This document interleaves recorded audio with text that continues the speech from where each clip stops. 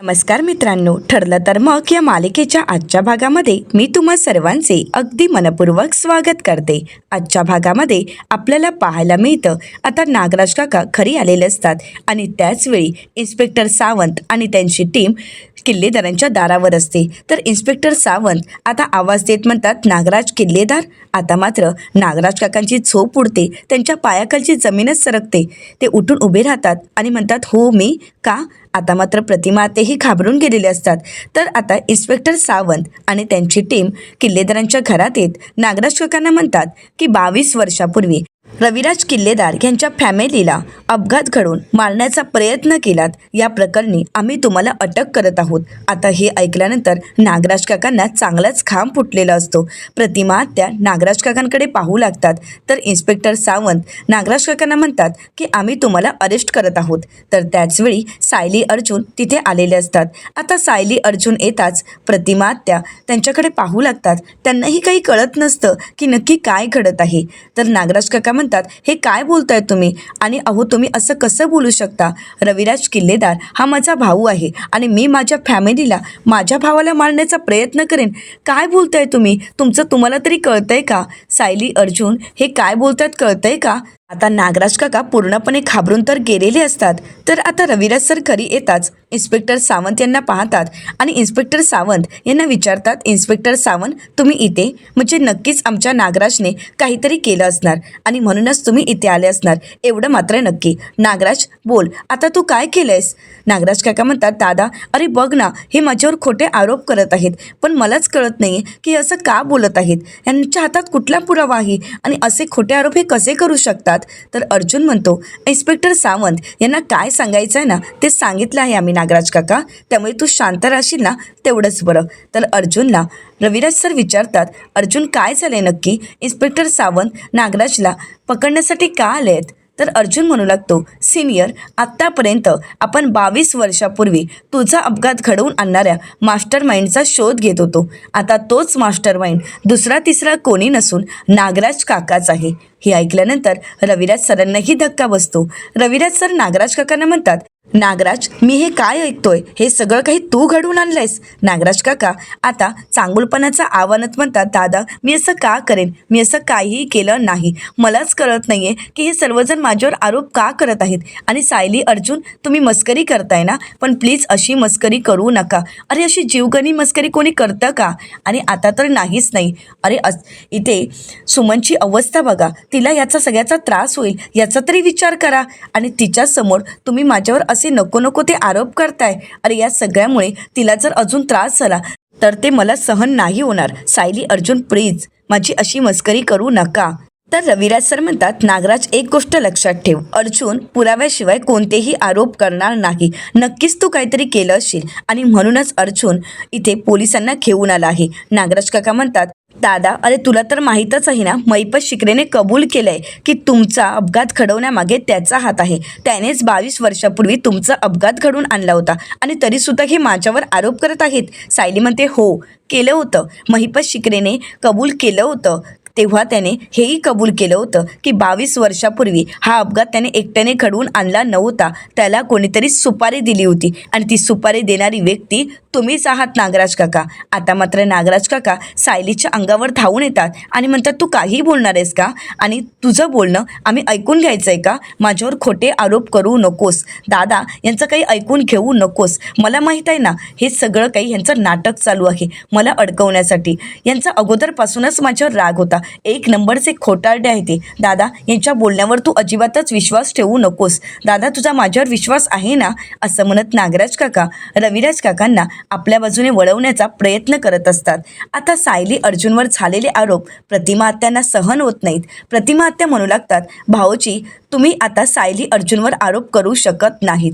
खरं तर त्यांचा तुमच्यावर पहिल्यापासून राग नाही आहे, तर तुम्ही सुमनला मारहाण करायचा आणि तेव्हापासून घरातील प्रत्येकाला तुमचा राग येत आहे। आणि मला आत्ता कळतंय की तुमची पापं तेवढ्यावरच थांबली नाही आहेत। प्रतिमा आत्या पुढे काही बोलतील आणि म्हणूनच नागराज काका रडण्याचं नाटक करतात आणि म्हणतात, वहिनी आता तू सुद्धा यांच्यावर विश्वास ठेवणार आहेस का? वहिनी तुझा माझ्यावर विश्वास नाही आहे का?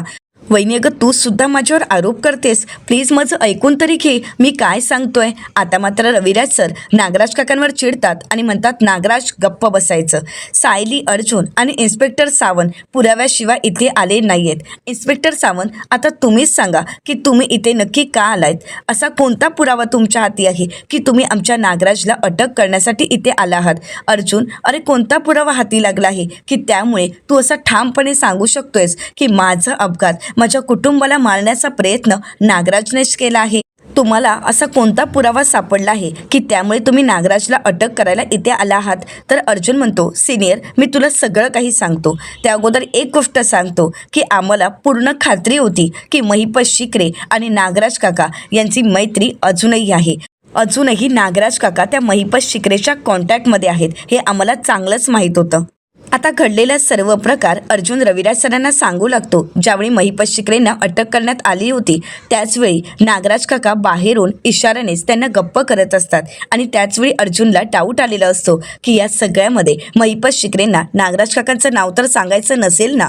परंतु ही शंका खरी ठरलेली असते, ती म्हणजे काव्या आणि भूमीमुळे. कारण ज्यावेळी काव्याने नागराज काकांचं बोलणं ऐकलेलं असतं त्यावेळी ते सगळं काही तिने सायली अर्जुनला सांगितलेलं असतं. तर भूमीही म्हणालेली असते की हो मी सुद्धा नागराज काकांच्या मोबाईलमध्ये सुमन काकूंचा व्हिडिओ पाहिला आहे. आणि हे सगळं ज्यावेळी सायली अर्जुन सांगत असतात त्यावेळी रविराज सरांना धक्काच बसतो. तर अर्जुन पुढे म्हणतो, ज्यावेळी भूमी आणि काव्याने आम्हाला हे सगळं सांगितलं त्यानंतर आम्हाला सुमन काकूंचा व्हिडिओ पाहायला मिळाला. सुमन काकूंची अवस्था आमच्या लक्षात आली, त्या कुठे असतील हे आम्ही लोकेशननुसार तिथपर्यंत पोहोचलो आणि सुमन काकूंच्या लोकेशनवर पोहोचल्यावर कळालं की नागराज काका ज्यावेळी इथे आले होते त्यावेळीसुद्धा हेच लोकेशन होतं. आणि ज्यावेळी आम्ही सुमन काकूंना सोडवलं त्यावेळी सुमन काकू स्वतः म्हणालेत की आमचे हे मला इथपर्यंत घेऊन आलेत. आता हे ऐकल्यानंतर नागराज काका हे सगळं काही खोटं ठरवण्याचा प्रयत्न करतात आणि म्हणतात तुम्ही काही बरळणार आणि आम्ही त्याच्यावर विश्वास ठेवायचा. सायली, अर्जुन तुम्हाला काय वाटतंय, तुम्ही ही जी काही गोष्ट सांगताय त्यावर दादा विश्वास ठेवणार आहे. तर आता सायली नागराज काकांना सडेतोड उत्तर देत म्हणते, नागराज काका तुम्हाला काय वाटतंय की आम्ही खोटं बोलतोय का. आम्ही खोटं बोलत असू बरं ठीक आहे, पण तुमची बायको तर खोटं बोलणार नाही ना. तर नागराज काका म्हणतात ही काय बोलणार आहे. इन्स्पेक्टर हिच्यावर विश्वास ठेवू नका कारण हिचं डोकं ठिकाणावर नाही आहे. आत्ता काय बोलते तर 5 मिनिटांनी तिला काहीच माहीत नसतं कारण तिच्या डोक्यावर परिणाम झाला आहे. तर आता सुमन काकू मोठ्यानेच म्हणतात मी काही विसरले नाही, माझ्या सगळं काही लक्षात आहे आणि ही गोष्ट तर मी विसरणारच नाही की मला महिपत शिकरेने नाही तर तुम्ही किडनॅप केलं होतं. आता मात्र नागराज काकांना चांगलाच घाम फुटलेला असतो. नागराज काका म्हणतात काही काय बरळतेस ग, तुझं डोकं ठिकाणावर आहे का. अगं तुला काही आठवत नाही आहे, तू काही बोलू नकोस, जरा शांत बसशील का. इन्स्पेक्टर सावंत हिच्यावर अजिबात विश्वास ठेवू नका, हिच्या बोलण्यावर तर अजिबातच नाही कारण हिच्यावर आता डॉक्टरांची ट्रीटमेंट चालू आहे, सायकोलॉजिस्टची ट्रीटमेंट चालू आहे. तुम्हाला खोटं वाटतंय का. हे बघा मी आता गोळ्या आणण्यासाठीच गेलो होतो, हे बघा गोळ्या. असं म्हणत आता नागराज काका त्या गोळ्यांचं पॉकेट इन्स्पेक्टर सावंत यांच्याकडे देतात. तर अर्जुन म्हणतो की नागराज काका मी तुला अजूनही सांगतोय की सुमन काकूंना काहीही झालं नाही. तर आता हे ऐकताच नागराज काका अर्जुनकडे पाहतात. तर रविराज सर अर्जुनला म्हणतात हे कसं शक्य आहे. डॉक्टर सुनीता यांनी स्वतः सुमनला चेक केलं आहे आणि त्यांनी स्वतः सांगितलं आहे की सुमन हळूहळू बरी होईल, तोपर्यंत हिच्या डोक्यावर परिणाम झाला आहे आणि त्या सगळ्यामुळे तिला त्रास होत आहे. परंतु सायली, अर्जुन तुम्ही असं का बोलत आहात. तर सायली म्हणते रविराज काका ते सगळं काही डॉक्टर सुनीता यांनी आमच्या विनंतीला मान देऊन सांगितलं होतं. असं म्हणत सायली आता घडलेला सर्व प्रकार रविराज सर प्रतिमा आत्या यांना सांगू लागते. सायली, अर्जुन अगोदरच डॉक्टर सुनीता यांना भेटलेले असतात आणि त्यावेळी त्यांना सांगितलेलं असतं की आम्हालाही खूप वाईट वाटतंय, खरं तर असं करायला सांगणं हे सगळ्यात मोठा अपराध आहे. परंतु शेवटी गुन्हेगाराला शोधून काढायचं असेल तर हा मार्ग स्वीकारावाच लागेल आणि म्हणूनच आम्हाला तुमच्या मदतीची गरज आहे, तुम्ही आम्हाला मदत कराल ना. त्यावेळी डॉक्टर सुनीता यांनी सायली अर्जुनला मदत करायचं आश्वासन दिलेलं असतं आणि त्यांनी त्यांचा शब्द पाळलेलाही असतो. घरी येऊन सुमन काकू यांच्या डोक्यावर परिणाम झाला आहे, त्यांची तब्येत ठीक नाही आहे आणि त्यांना गोळ्या द्याव्या लागतील असं म्हणत काही गोळ्याही दिलेल्या असतात. तर आता सायली सर्वांनाच सांगते की सुमन काकूंवर कोणत्याही प्रकारची ट्रीटमेंट चालू नाही आहे, तर या ज्या गोळ्या आहेत त्या विटामिनच्या गोळ्या आहेत असं म्हणत सायलीने आता त्या गोळ्यांबद्दलचाही खुलासा केलेला असतो. आता इन्स्पेक्टर सावंत त्या गोळ्या चेक करतात आणि रविराज सरांना म्हणतात की हो, या गोळ्या व्हिटॅमिनच्याच आहेत. आता मात्र नागराज काका रागाने सुमन काकूंकडे पाहतात, त्यांच्यावर चिडतात आणि म्हणतात, सुमन, तू हे सगळं काही नाटक केलंयस, मला फसवण्याचा प्रयत्न केलायस. आता सुमन काकू सडेतोड उत्तर देत म्हणतात, का नाटक फक्त तुम्हालाच करता येतं का? सभ्य असल्याचं नाटक, बायकोची काळजी असल्याचं नाटक, एवढंच काय तर भावावर प्रेम असण्याचंही नाटक. आता मात्र रविराज सर रागानेच नागराज काकांकडे पाहतात. सुमन काकू खूप चिडलेले असतात, कारण नागराज काकांची कृत्य सुमन काकूंना माहीत असतात. पण आता ही सर्व नाटकं तुमच्यावरच उलटली आहेत, हे विसरू नका.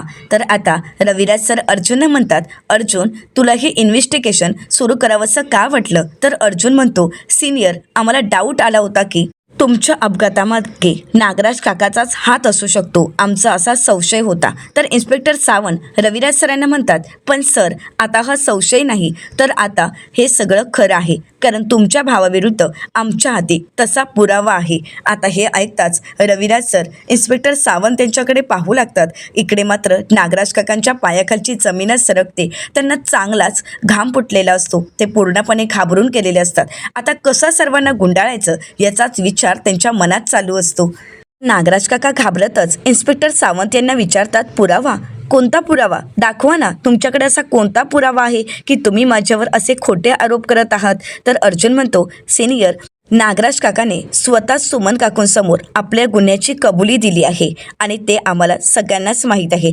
आणि हे सगळं त्यांनी केलं कारण त्याला पटलं होतं की खरंच सुमन काकूच्या डोक्यावर परिणाम झाला आहे, तिला आता काहीही कळत नाही. पण हा सगळा त्याचा गैरसमज होता. आता मात्र नागराज काका मुद्दामहून नाटक करत म्हणतात, सुमन, तू असं का केलंस? कशासाठी? अगं, तू यांना साथ दिलीस आणि माझ्यावर खोटे आरोप करतेस. सुमन, अगं, कोणत्या गुन्ह्याची तू मला शिक्षा देतेस? सुमन, अगं, तू असं करशील असं कधी वाटलंही नव्हतं गं. अगं, माझा तुझ्यावर खूप विश्वास होता. खरं तर माझं तुझ्यावर जीवापड प्रेम, आणि तरीसुद्धा तू माझाच विश्वासघात केलास. असं म्हणत नागराज काका आता चांगुलपणाचा आव्हानात सुमन काकूंनाच खोटं पाडण्याचा प्रयत्न करतात आणि म्हणतात, सुमन, अगं सांग ना, कसली शिक्षा देतेस तू मला?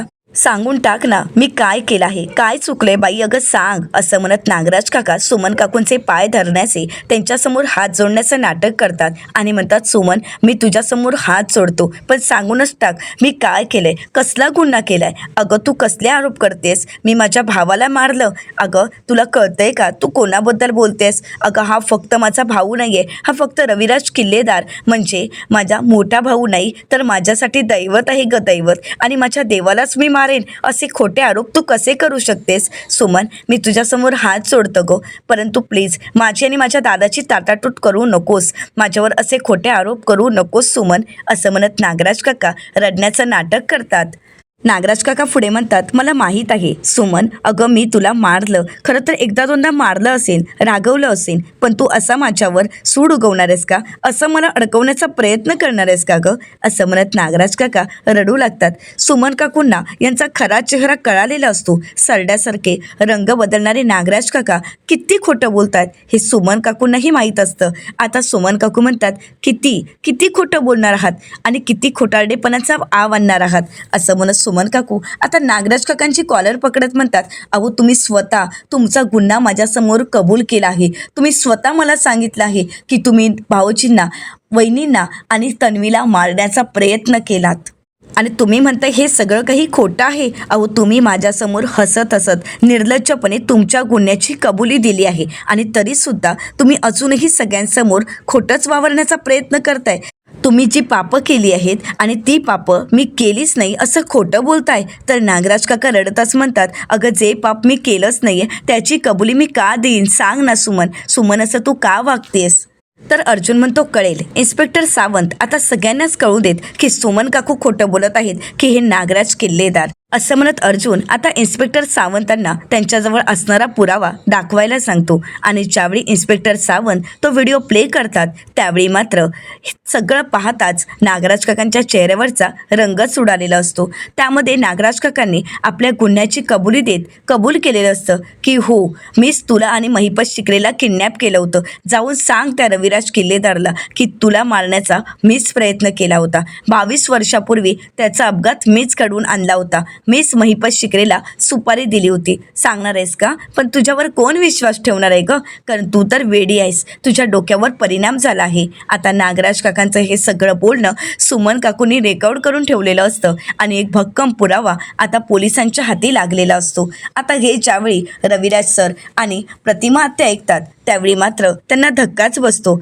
इकडे मात्र सुमन काकू पूर्णपणे बिथरून गेलेल्या असतात. आपल्याच नवऱ्याने इतकी वर्ष हा गुन्हा लपवून ठेवला. आपल्याच नवऱ्याने त्याच्या सख्ख्या भावाला आणि वहिनीला पुतणीला मारण्याचा प्रयत्न केला. हे सगळं काही सुमन काकूंनाही सहन होत नसतं. आता सायली सुमन काकूंना सावरते. या सगळ्यातून त्यांना शांत करण्याचा प्रयत्न करते. आता एवढा पुरावा समोर येऊ नये. नागराज काकांचा खोटेपणा काही संपत नसतो. नागराज काका म्हणतात हा व्हिडिओ हा तर फेक आहे काहीतरी एडिट करतात आणि समोर आणून दाखवतात. मला खोटं पाडण्यासाठी, मला अडकवण्यासाठी. दादा, या गोष्टीवर विश्वास ठेवू नको. मी तो नाहीच आहे. हे सगळं काही एडिट करून बनवलं गेलं आहे. त्यामुळे या व्हिडिओवर विश्वास ठेवू नकोस. परंतु रविराज सर एक एक पाऊल पुढे टाकत आता नागराज काकांच्या समोर येतात आणि नागराज काकांचं कोणतंही बोलणं ऐकून न घेता सरळ त्यांच्या सनसनीत कानाखाली मारायला सुरुवात करतात.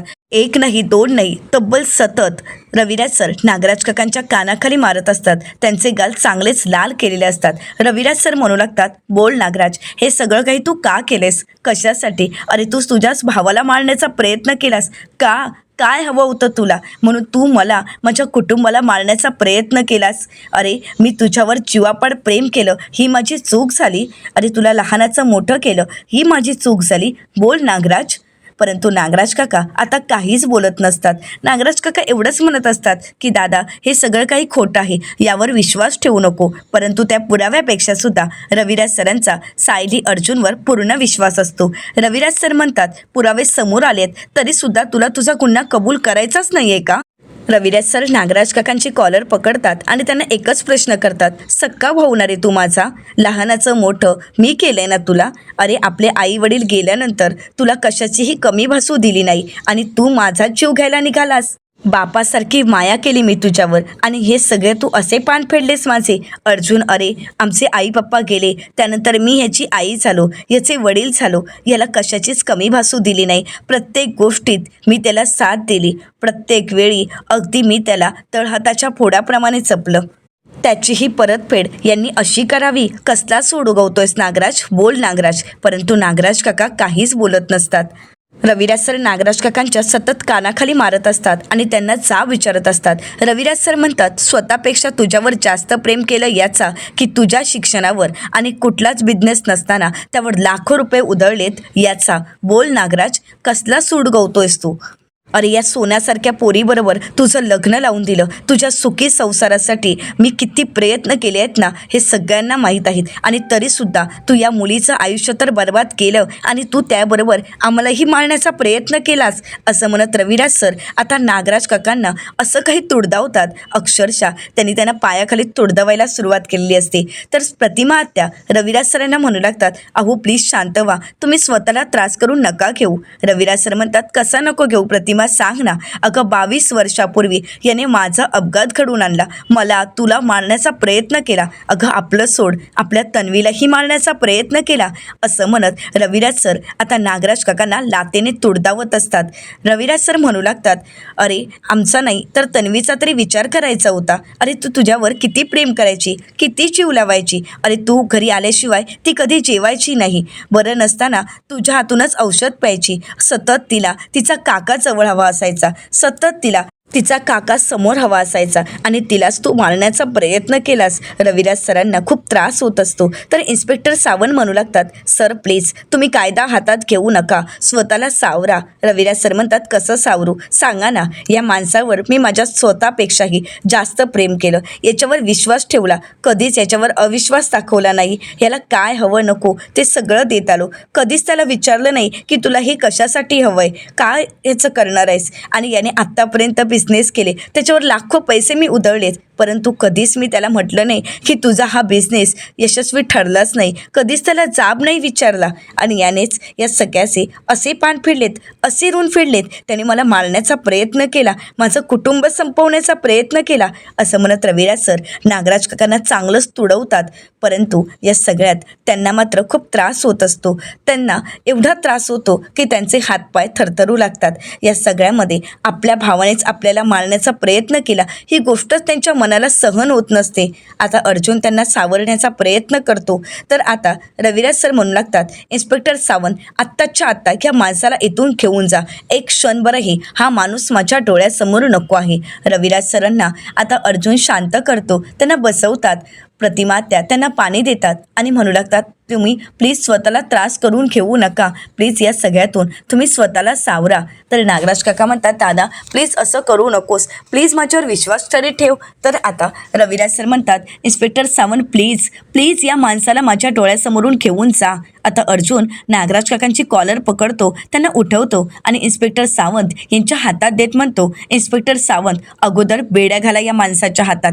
असं म्हणत आता बेड्या घालत इन्स्पेक्टर सावंत नागराज काकांना तिथून घेऊन जात असतात. नागराज काका आवाज देत म्हणतात, दादा प्लीज थांबव यांना, प्लीज मला वाचव. अरे मी यात काहीही केलं नाही. परंतु रविराज सर नागराज काकांकडे साधा पाहतही नाहीत, कारण आपल्याच भावाने आपला जीव घेण्याचा प्रयत्न केला ही गोष्टच त्यांना सहन होत नसते. या सगळ्यात त्यांना खूप त्रास होत असतो. प्रतिमा आत्या, सुमन काकू त्यांना सावरण्याचा प्रयत्न करत असतात. इन्स्पेक्टर सावंत नागराज काकांना फरफटत घेऊन तर गेलेले असतात, परंतु इकडे मात्र रविराज सरांची तब्येत बिघडलेली असते. सायली, अर्जुन आणि घरातील सर्वच जण मिळून त्यांना सावरण्याचा, त्यांना या सगळ्यातून बाहेर काढण्याचा प्रयत्न करत असतात. रविराज सरांची ती अवस्था पाहून सायलीला त्यांची काळजी वाटत असते. तर दुसरीकडे सुभेदारांच्या घरी आपल्याला पाहायला मिळतं, तर प्रतापराव कल्पनाताईंना म्हणतात, अगं अजून सायली अर्जुन घरी आले नाहीयेत, कुठे आहेत ते? तर कल्पनाताई म्हणतात, अहो मी सुद्धा त्यांचीच वाट पाहत आहे. मला म्हणालेत की आम्ही महत्त्वाच्या कामासाठी जात आहोत, परंतु अजूनपर्यंत घरीच आले नाही आहेत. मला तर त्यांची काळजी वाटत आहे. आता खूप उशीरही झालाय, परंतु अजूनपर्यंत ही मुलं घरीच आली नाही आहेत आणि जाताना ते टेन्शनमध्ये होते असं मला वाटते. प्लीज तुम्ही फोन कराल का अर्जुनला आणि विचाराल का कुठे आहेत? तर आता प्रतापराव म्हणतात, कल्पना अगं तू शांत हो, अगं येतील ते त्यांच्या कामासाठीच गेले आहेत ना, मग काम पूर्ण झाल्यानंतर घरी येतील, तू नको काळजी करूस. इकडे मात्र प्रिया पूर्णपणे घाबरून गेलेली असते. आता सायली अर्जुन नक्की कोणत्या कामासाठी गेले आहेत याचा प्रिया विचार करू लागते. प्रतापराव कल्पनाताईंना म्हणतात, अगं तू एवढी काळजी का करतेस? ते लहान आहेत का? ते घरी नक्कीच येतील, तू नको एवढा विचार करूस. तर कल्पनाताई म्हणतात, नाही हो, तरीसुद्धा माझ्या जीवाला खोड लागला आहे, प्लीज तुम्ही फोन कराल का? प्रतापराव म्हणतात, आपण थोडा वेळ वाट पाहू, नाहीतर मग मी अर्जुनला फोन करेन. हो चालेल ना? तर कल्पनाताई म्हणतात, बरं ठीक आहे. असं म्हणत आता दोघंही सायली अर्जुनची वाट पाहत असतात. तर प्रिया म्हणू लागते, ही दोघं नक्की कुठे गेली असतील उंडारायला? अजूनपर्यंत घरी आले नाहीत. मला वाटतं त्या सुमेची चौकशी करायला गेली असतील. आजकाल तिचं जास्तच कौतुक चालू आहे. जाऊ देत, तिच्या निमित्ताने सायली अर्जुन माझी चौकशी करत नाहीत ना, म्हणजे झालं. असं म्हणत प्रिया खुश होते. तर दुसरीकडे किल्लेदारांच्या घरी आपल्याला पाहायला मिळतं, रविराज सर म्हणू लागतात, मी वकिली करायला गेलो होतो, शिक्षणासाठी गेलो होतो, तेव्हा एक गोष्ट शिकलो होतो की समोरच्या पुराव्यांवर विश्वास ठेवायचा. फक्त पुराव्यांवरच नाही, तर तिथल्या आतमधल्या बारकाईच्या गोष्टींवरही विश्वास ठेवायचा, त्याही समजून घ्यायच्या. परंतु हे सगळं करत असताना मी मात्र भावाच्या बाबतीत हे सगळं काही करायचं विसरूनच गेलो. अर्जुन मी कॉलेजला असतानाच आमचे आईवडील गेले. त्यानंतर नागराजचं शिक्षण बाकी होतं, त्याचं शिक्षण मी पूर्ण केलं. त्याला कधीच कोणत्या गोष्टीची कमी भासू दिली नाही. सगळ्या गोष्टी मी पुरवत गेलो, त्याचे लाड करत गेलो, परंतु चांगुलपणा मात्र शिकवायचा राहूनच गेला. त्याने हे सगळं काही का केलं मला नाही माहीत. तर प्रतिमा आत्या म्हणतात, मलाही तेच कळत नाहीये की हे सगळं काही भाऊजींनी का केलं असावं. अर्जुन म्हणू लागतो, कळेल आपल्याला लवकरच सगळं काही करेल. पण त्या व्हिडिओमध्ये तो म्हणाला होता की एवढं सगळं करूनही मला पैसा मिळालाच नाही, म्हणजे याचा अर्थ सिनियर हे सगळं काही त्याने तुझ्या प्रॉपर्टीसाठीच केलं असावं. तर येणाऱ्या पुढील भागामध्ये आपल्याला पाहायला मिळतं आता सर्वच जण किल्लेदारांच्या घरी आलेले असतात. तर आता अर्जुन सर्वांनाच म्हणतो की आपण 22 वर्षापूर्वी सिनियरचा अपघात कोणी घडवून आणला त्याचा मास्टर माइंड शोधण्याचा प्रयत्न करत होतो. तर आता पूर्णाजी विचारतात मग आहे कोण. तर आता रविराज सर स्वतःच म्हणतात की नागराज किल्लेदार. आता हे नाव ऐकल्यानंतर सर्वांनाच धक्का बसतो. प्रियाच्या तर चेहऱ्यावरचा रंगच उडालेला असतो. तर दुसरीकडे आता साक्षी बातम्या पाहत असते. तर मीडियाची माणसं आता ही बातमी जाहीर करत म्हणतात प्रख्यात वकील रविराज किल्लेदार यांच्या भावाला नागराज किल्लेदार यांना आत्ताच अटक करण्यात आली आहे. आता हे ऐकल्यानंतर साक्षीला धक्काच बसतो. तर दुसरीकडे रविराज सर स्वतःला रूममध्ये कोंडून घेतात. सर्वच जण दरवाजा वाजवण्याचा त्यांना बाहेर काढण्याचा प्रयत्न करत असतात. परंतु रविराज सर काही बाहेर येत नाहीत. परंतु ज्यावेळी सायली बाबा अशी हाक मारते तेव्हा मात्र रविराज सर बाहेर येतात. ते दरवाजा उघडतात. तर आता नक्की पुढे काय घडेल. सायली हीच त्यांची मुलगी आहे हे सत्य सर्वांसमोर येईल का हे पाहणं अतिशय रंजक ठरणार आहे. मित्रांनो, अशाच मालिकांचे नवनवीन अपडेट पाहण्यासाठी चॅनलला नक्कीच सबस्क्राईब करा. आजचा हा व्हिडिओ तुम्हाला कसा वाटला हे कमेंट करून नक्कीच कळवा. आजचा हा व्हिडिओ तुम्हाला जर आवडला असेल तर व्हिडिओला लाईक करायलाही विसरू नका. व्हिडिओ पाहिल्याबद्दल तुम्हा सर्वांचे अगदी मनपूर्वक धन्यवाद.